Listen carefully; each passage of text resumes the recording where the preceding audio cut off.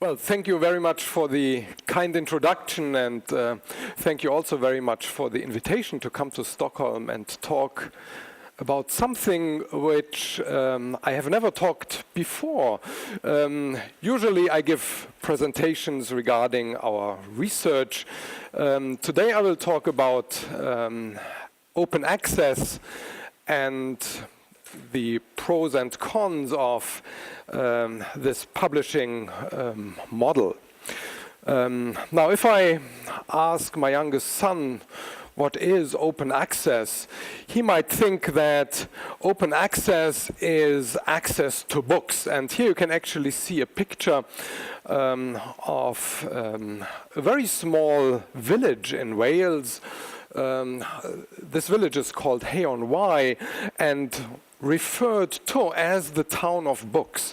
Now, in this small village there are about 35 bookshops, and you can actually see one bookshop pictured here on, well, you can see various bookshops pictured here on this slide.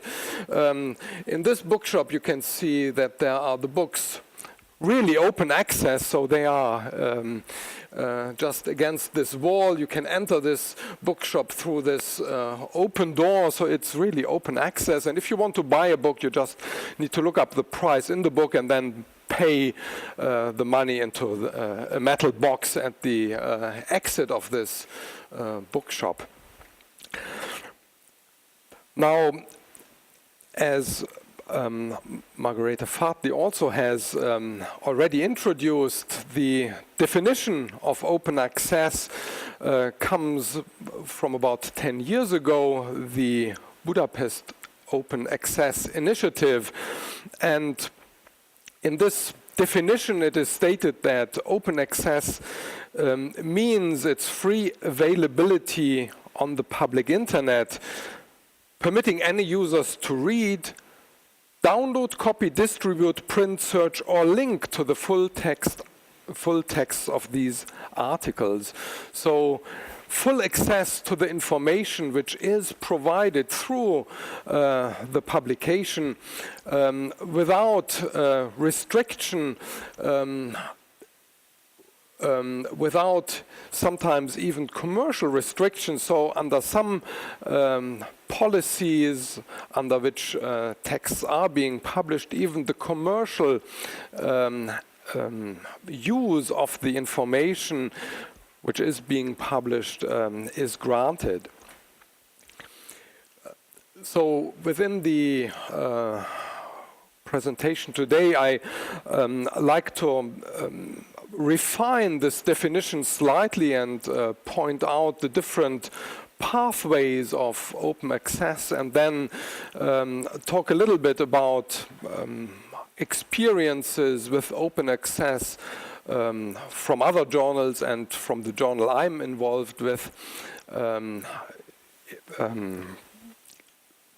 Now, there are various roads, as they are called, which you can drive down if you want to publish open access. Now, the road which is labeled as Gold Road is the road which you can take if you publish in a journal which provides full open access. So this journal, the Gold Road journals, are designed for being open access journals. This involves that the cost of publishing in these journals is devolved to the authors or to a sponsor or a funder who pays for the publication, which means the editorial processing at the publisher, and then eventually the publication, which means typically the provision of the article on the internet, but also the provision of the article for a long time, so the archiving of the information for future generations. The second possibility of how you can publish articles is the green road, and I'm afraid the colors are not showing clearly on this screen, so the green looks similar to the gold. It is slightly different, though, as the possibility of self-archiving the publication is meant by the green road. So either a preliminary version of the publication or the final publication by using databases or repositories which are funded by the institutions of the author. It is also possible to use a traditional journal and then pay an additional fee for the publisher to make this your article open access and available for free access on the internet. This is the last possibility, the so-called hybrid road, that you published traditionally in the journal and then pay for an open access so that this journal provides open access to your article. There are various companies, various publishers who have already established fully open access journals. You can see some of those journals on the left side, so the Gold Road, and the hybrid road also is pursued by many publishers as they have many traditional publishing journals, but then can add this open access to certain articles quite easily. And as you can see here, many major publishers, especially in the area of chemistry where I am from, so Wiley, Springer, the Royal Society of Chemistry, the ACS, they all provide these possibilities, and Elsevier with open access at the bottom logo provide access to your article if you pay for open access.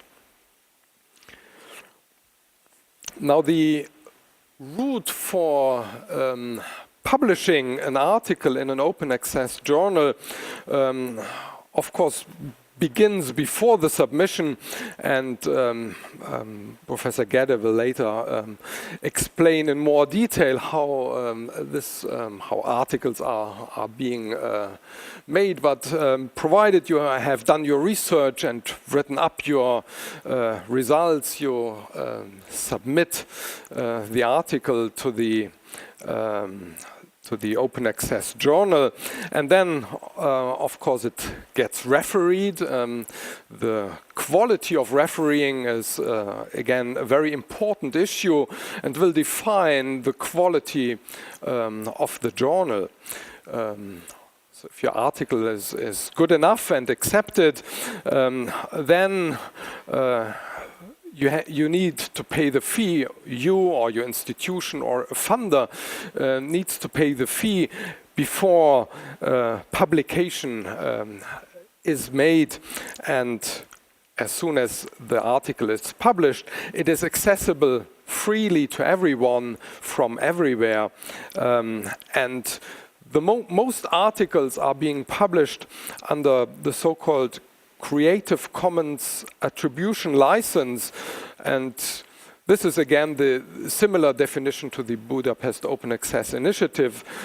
This license permits the use, distribution and reproduction in any medium, provided that you cite the origin of the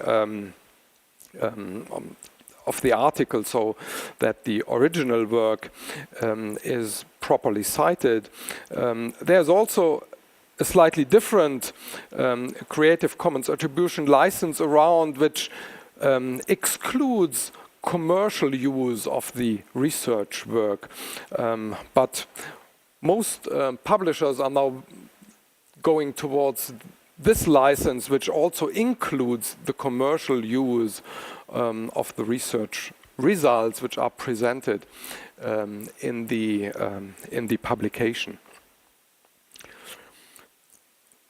Now, in the green road, you can see here the author, or actually also the publisher, deposits the paper in some form of open access repository, which could be server on the at the university.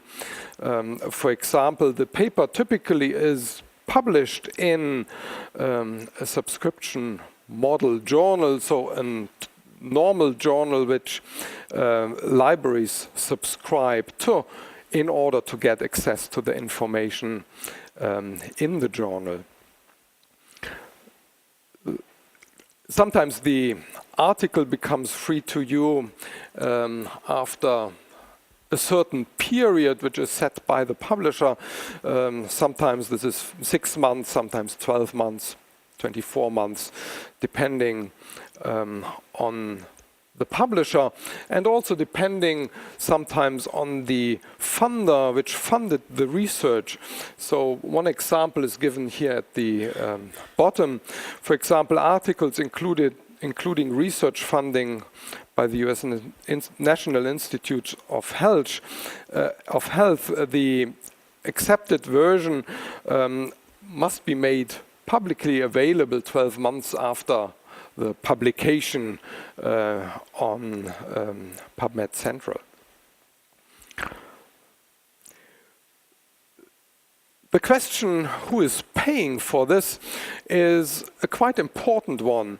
There have been various initiatives to provide actually researchers to pay for open access journals, but at the moment the libraries are under quite some pressure, I would think, because they still need to subscribe to the traditional journals which have been around for a very long time and will still be around for the foreseeable future. And now, in addition, they have to provide money to pay for open access, which is actually a demand from various research councils, as we just heard in the introduction.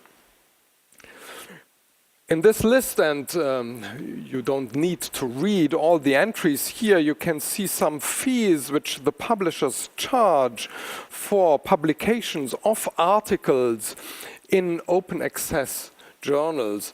So the open access fee ranges from $0 to probably $5,000, which is quite a large range, and also quite expensive for one article to be published freely on the internet.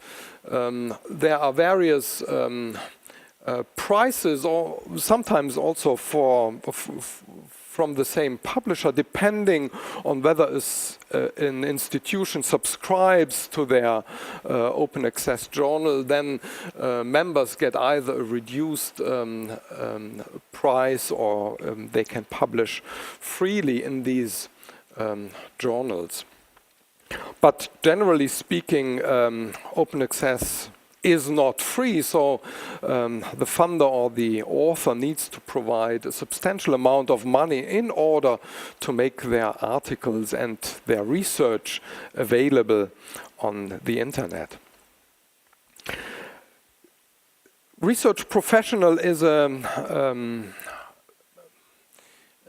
an institution who provides information on research, and when I got the invitation to come to Stockholm and talk today, I started just piling up information on open access which came along in this research professional website.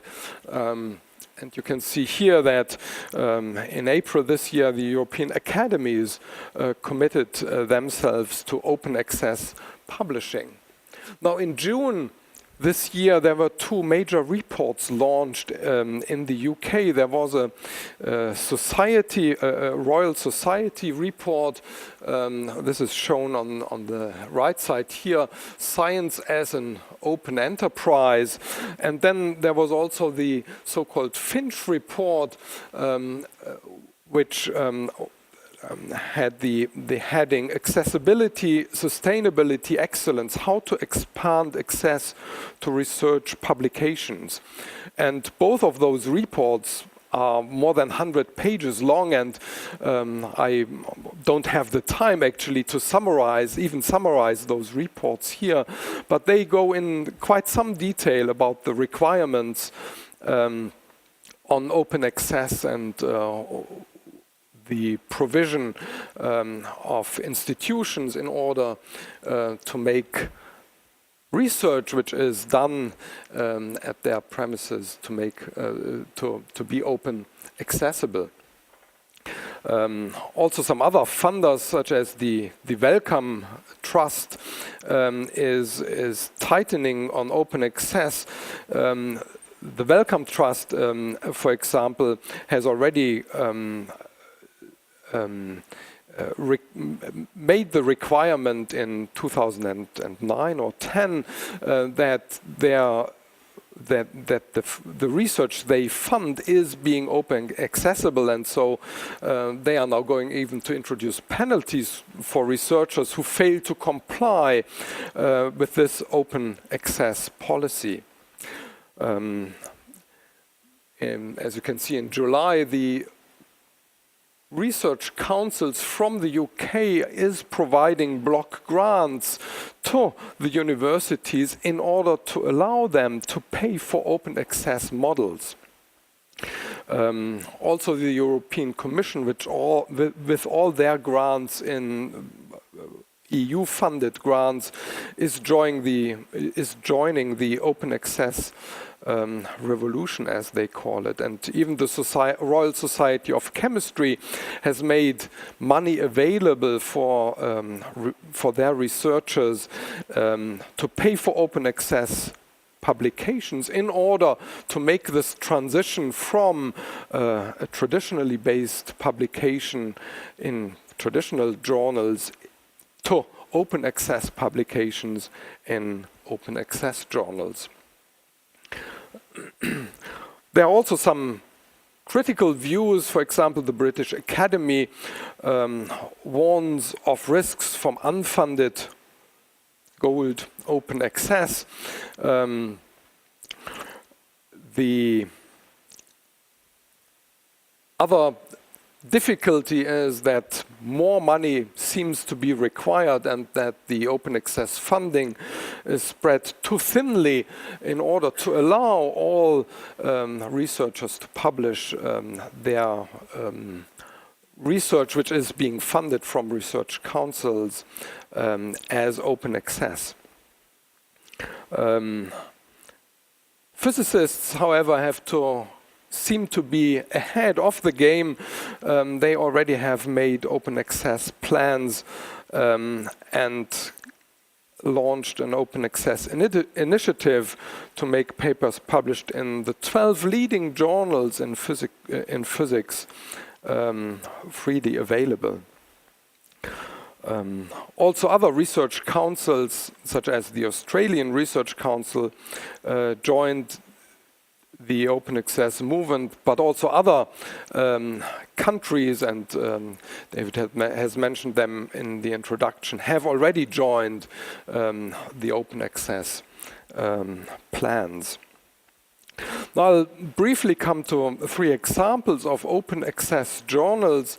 The first example is the Beilstein Journal of Organic Chemistry, which seemed to have a quite special role in open access journals. The reason being that researchers can publish freely in this Gold Road open access journal. The reason is that the whole journal is supported by the Beilstein Institute, so there is no fee required to publish in this journal, although the author benefits from all the advantages an open access journal has. So it is properly peer-reviewed. It is published within major open access repositories, and the impact factor is now also increasing. And you can see in the graph at the right-hand bottom that there are already quite a lot of articles being published there. So last year was close to 200 articles, and I think this has already been reached this year. So the numbers of articles is growing in this journal. PLOS1 is another quite large undertaking. Much more articles are being published here. PLOS1 charges for their articles, but you can also see the peer review is quite strict. The impact factor is reasonable, and they have quite a lot of articles published in their journal. Finally, I like to introduce Chemistry Open, which is a journal which I'm involved in. This journal has only been launched at the beginning of this year, and about 20 or 25 articles have been published, so I haven't put a graph in there.